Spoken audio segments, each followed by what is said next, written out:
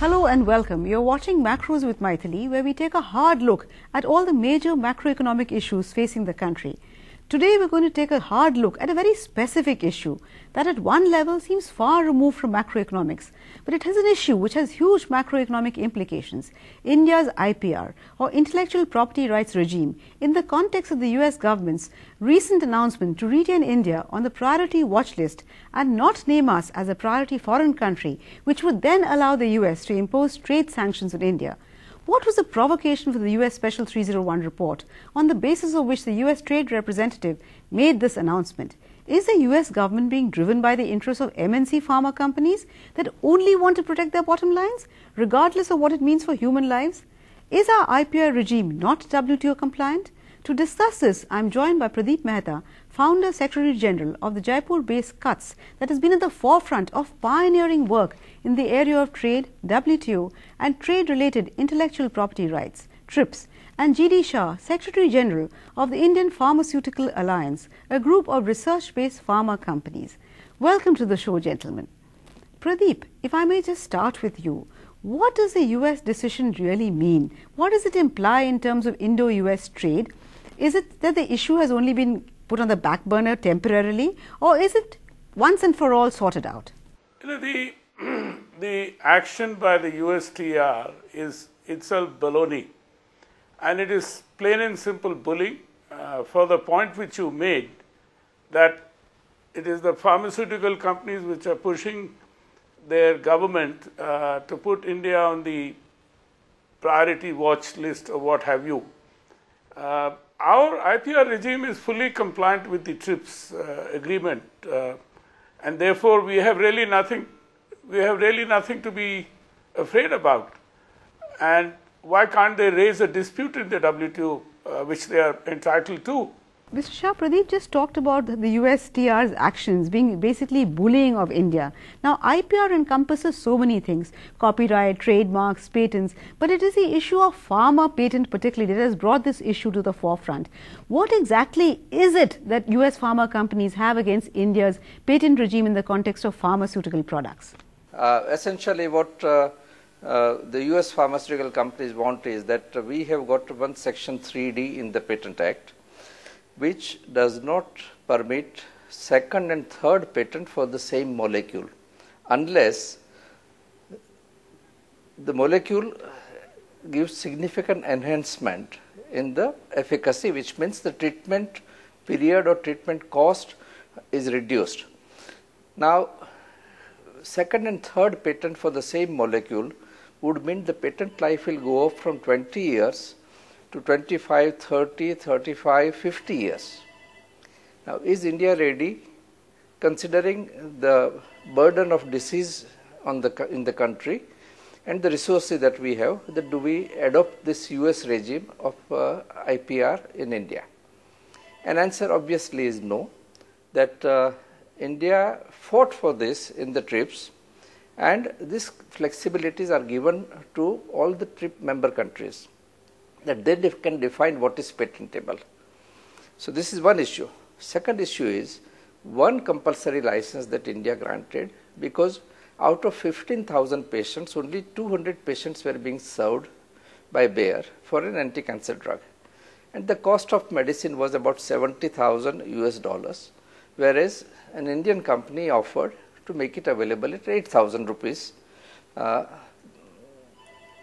same medicine.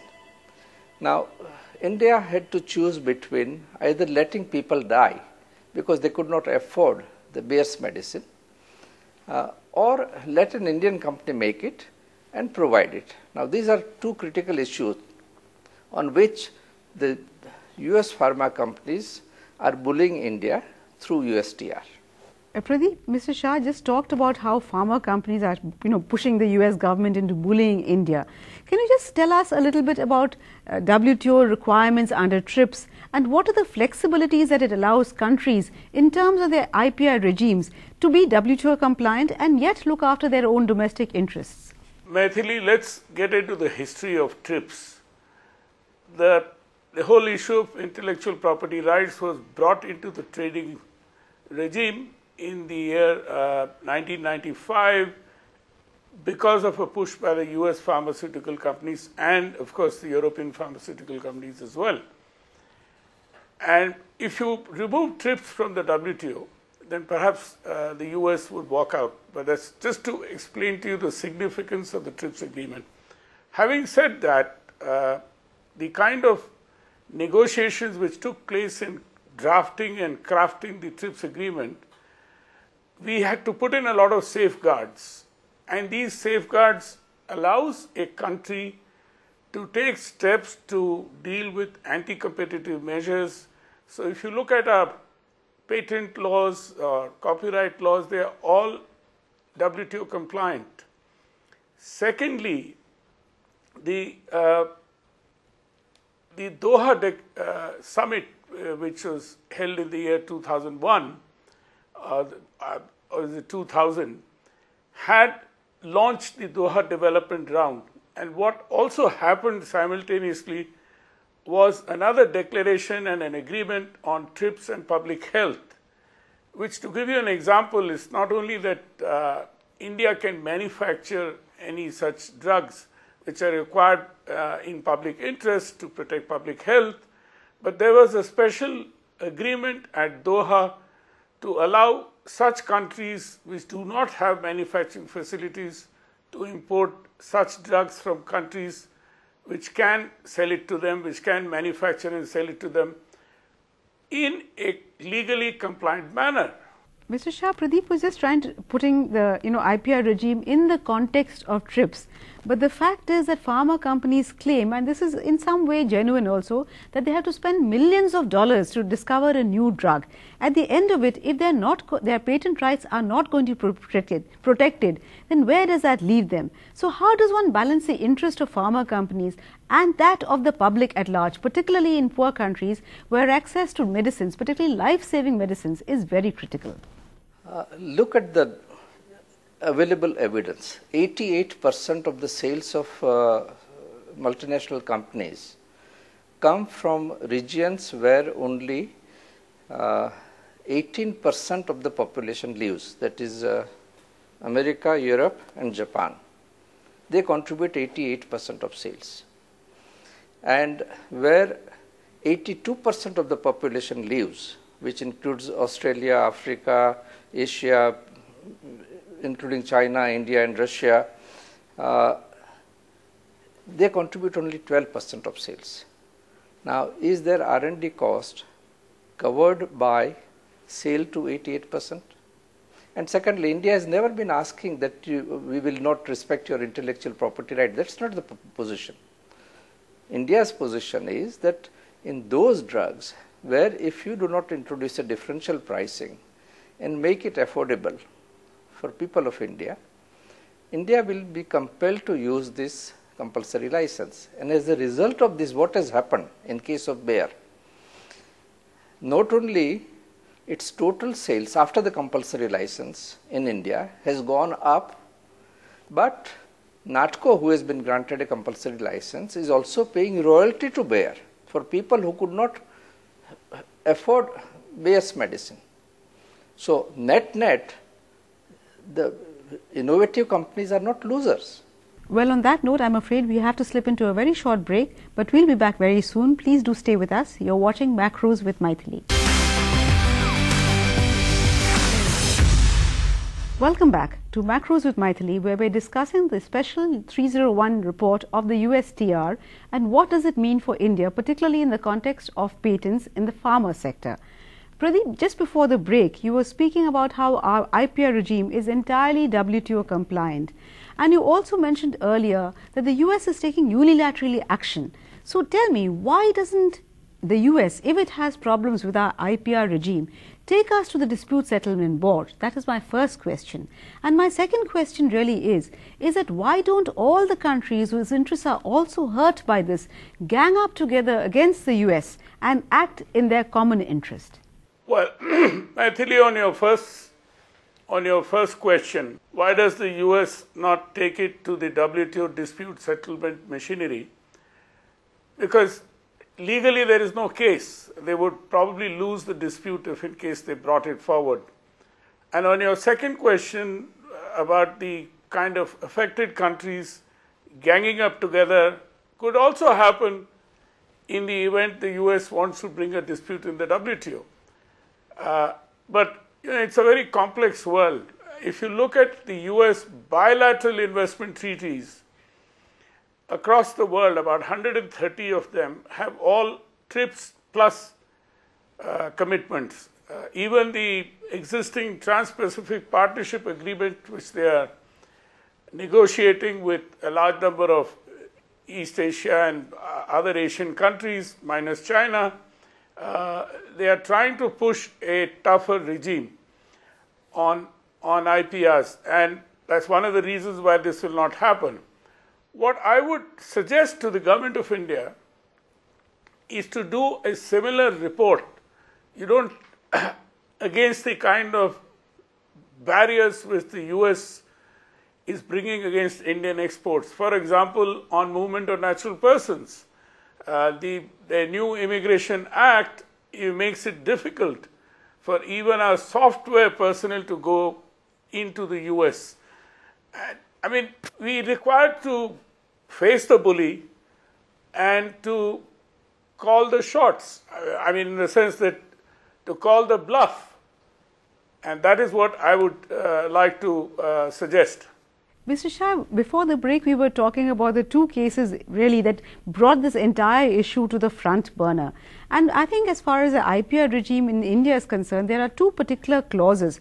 One is about compulsory licensing, and the other is Section 3D of the Patent Act, which talks about efficacy of the new drug. Which of these two do you think is a more potent one, and which one do you think the US is more unhappy about? And why? It's Section 3D which it is unhappy, because they want second, third, fourth patent for medicines which were patented more than 20 years ago, so that they can continue to extend the life. The whole approach of some of the US companies, I will not blame the entire pharmaceutical, US pharmaceutical industry, but companies like Pfizer, which are driving this agenda, and they do not have anything new in the pipeline. So it has adopted a policy of litigation vis-a-vis innovation. And this is the approach which USTR is pressurized to do and put India or downgrade India. If you permit me to respond to the second question that you asked, Pradeep,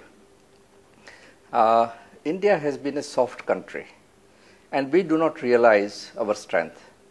One only hopes that new government comes back and in fact puts a condition to Pfizer, to USTR and the US, that some of your concerns could be addressed provided you remove India from the watch list altogether, from Super 301, and give them a time limit.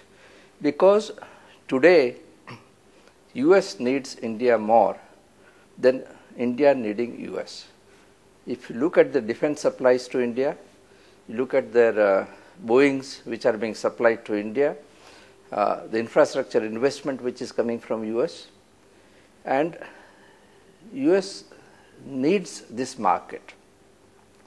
And this strength we must realize ourselves, and the government needs to address accordingly and talk from a position of strength, which it has started talking in the last couple of months.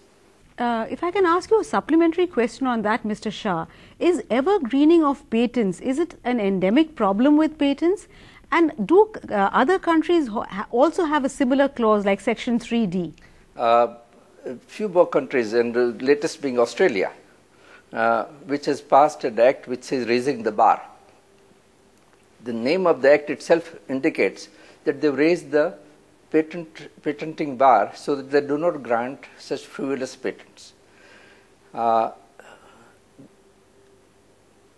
absence of a similar provision has been commented by a report in the EU, which said that this evergreening of patents has led to, and this is an official document from European Commission,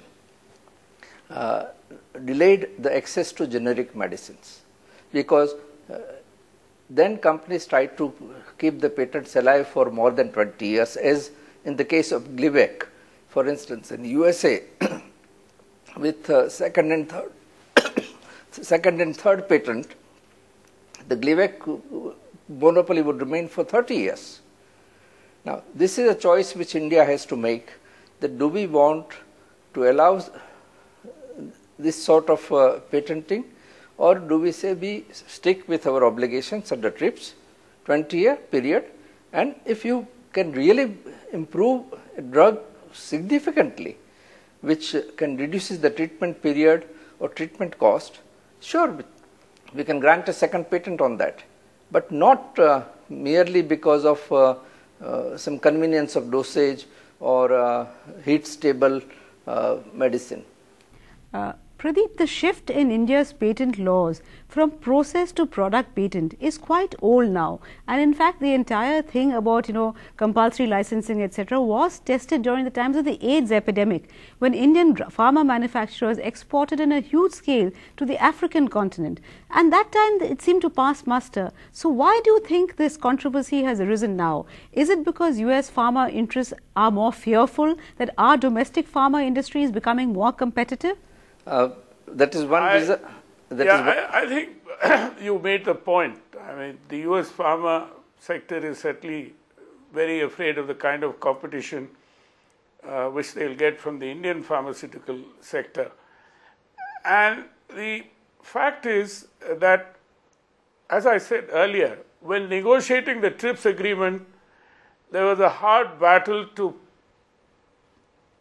craft all these safeguards. Now, compulsory licensing is a right of a country to use.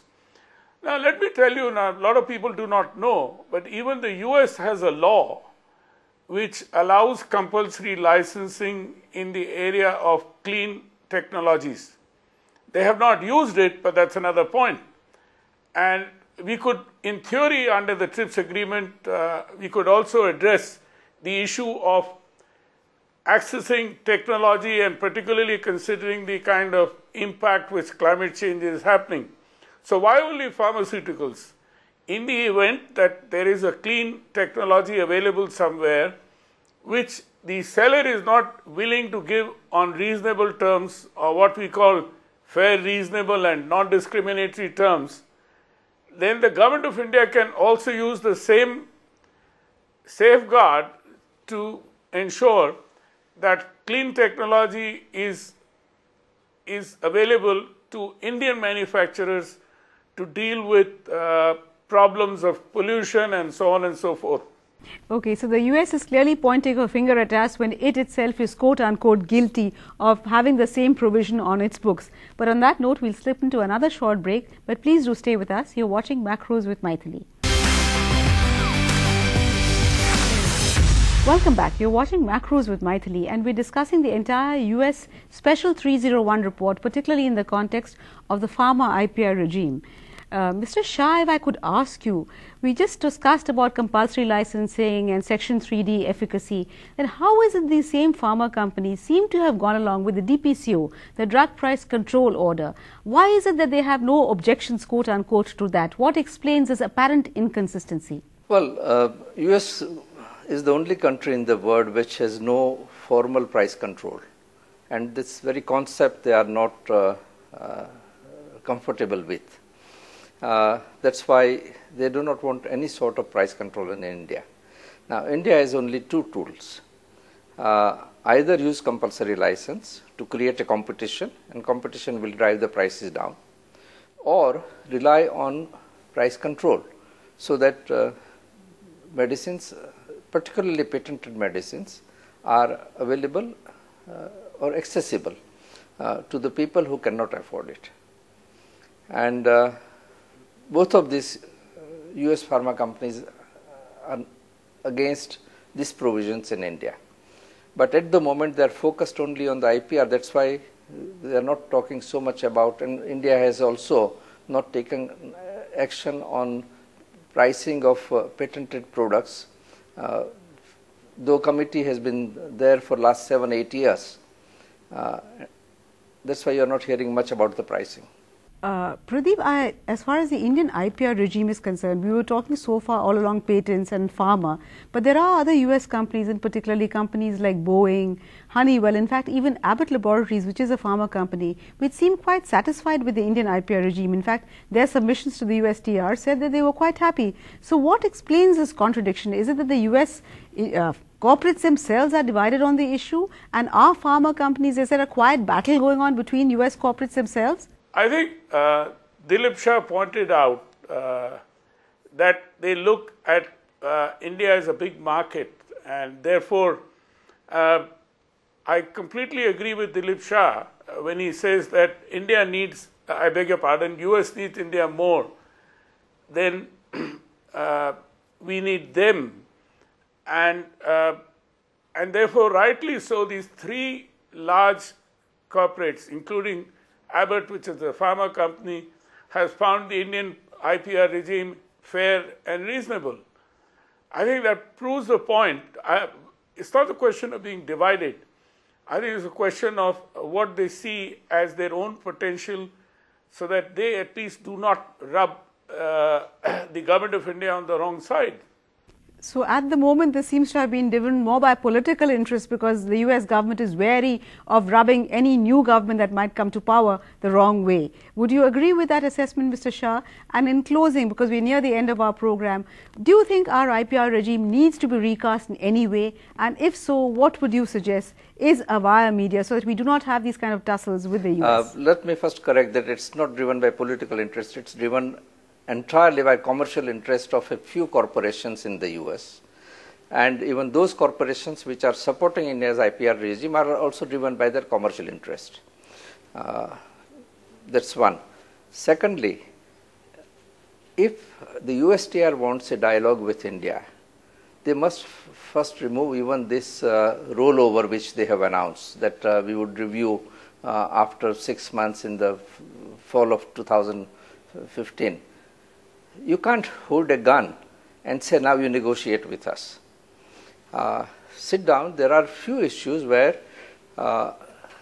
US concerns can be addressed, and out of 5 or 6 major demands, at least 2 or 3 should satisfy them.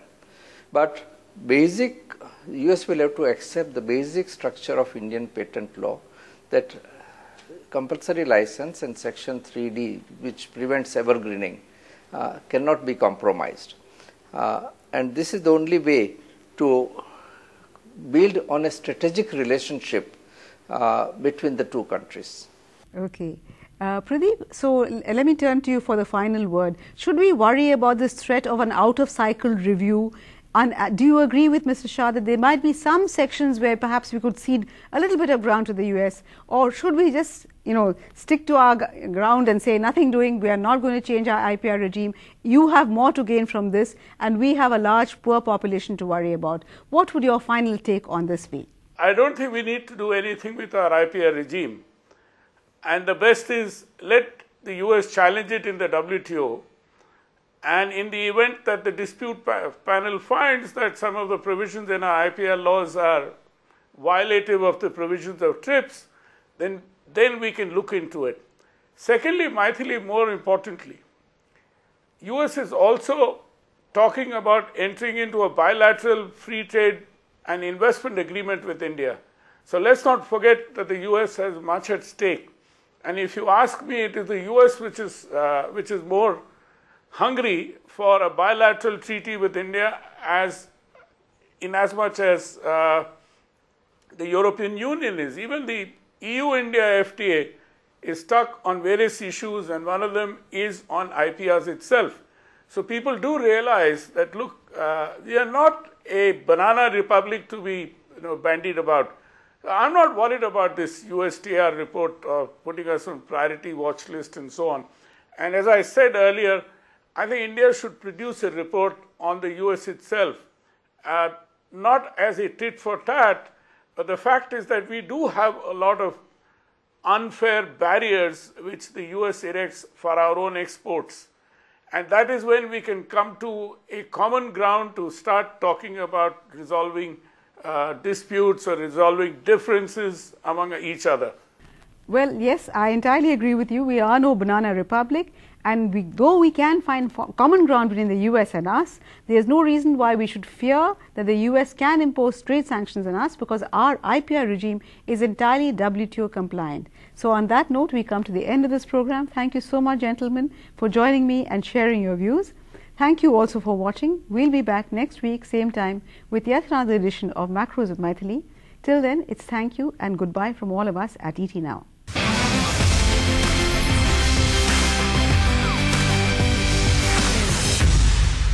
Find us on Facebook at facebook.com/etnow, and don't forget to click the like button. You can also follow us on Twitter at etnowlive. To stay updated with all our programming, hit the subscribe button on our YouTube channel by logging on to youtube.com/user/etnow.